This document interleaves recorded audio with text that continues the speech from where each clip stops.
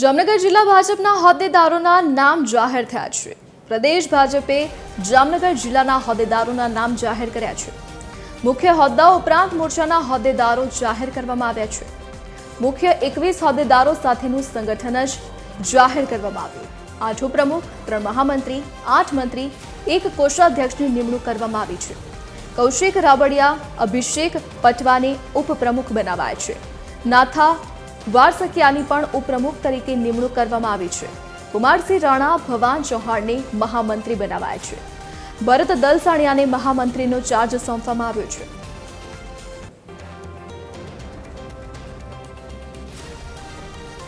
વધુ વિગતો સાથે associate editor Sonal Anadkat phone line પર જોડાઈ ગયા છે। જી સોનલ, શું વિગત?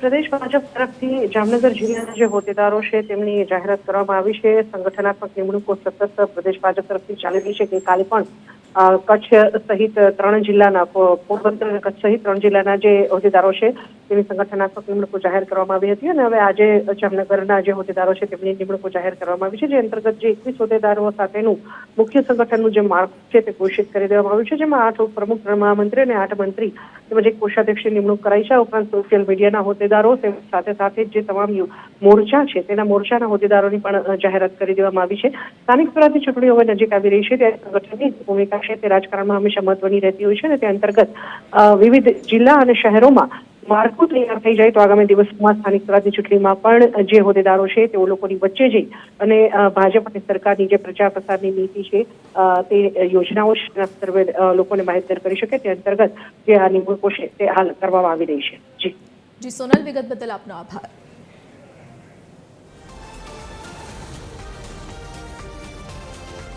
તો 8 ઉપપ્રમુખ, 3 મહામંત્રી, 8 મંત્રી, 1 કોષાધ્યક્ષની નિમણૂક કરવામાં આવી છે। તો કૌશિક રાબડિયા, અભિષેક પટવાને ઉપપ્રમુખ બનાવાયા છે।